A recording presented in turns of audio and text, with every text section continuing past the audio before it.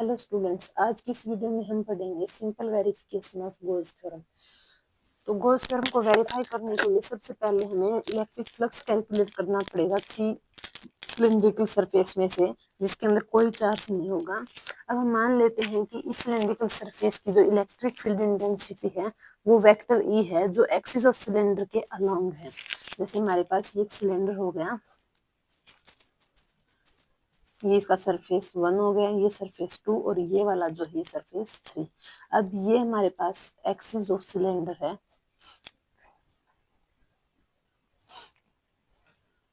यहाँ से electric field intensity ने एंटर किया और यहाँ से निकल जाती है। इधर इसका जो हमारे पास आउटवर्ड नॉर्मल होगा वो एन कैप होगा और इधर जो नॉर्मल होगा आउटवर्ड वो भी एन कैप होगा। और थर्ड सरफेस जो है हमारे पास, ये हमारे पास फर्स्ट सरफेस, ये सेकंड सरफेस और ये थर्ड सरफेस। थर्ड सरफेस का विच आउटवर्ड नॉर्मल है वो एन कैप होगा। अब हम मान लेते हैं कि हमारे पास φ1, φ2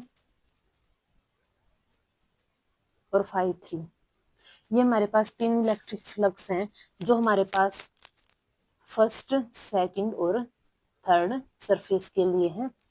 अब इसके अंदर जो इलेक्ट्रिक फ्लक्स है, सॉरी जो हम इलेक्ट्रिक फ्लक्स निकालेंगे फर्स्ट सरफेस का, वो हमारे पास होगा φ1 इज इक्वल टू -E/S1।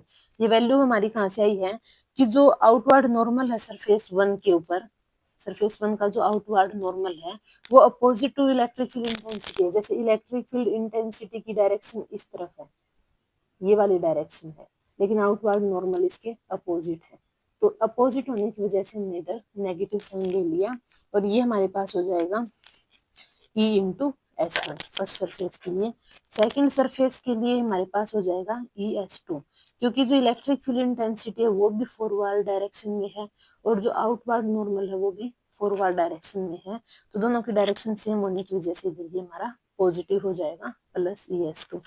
अब हमारे पास जो थर्ड सरफेस है उसके लिए जो हमारे पास इलेक्ट्रिक फ्लक्स होगा वो 90 डिग्री होगा, क्योंकि ये जो आउटवर्ड नॉर्मल है ये इसके सरफेस के एवरी पॉइंट के ऊपर परपेंडिकुलर ही रहेगा। इस आउटवर्ड नॉर्मल को अगर हम इस सरफेस के किसी भी पॉइंट के ऊपर लेंगे तो वहां पर ये 90 डिग्री ही रहेगा, परपेंडिकुलर ही रहेगा।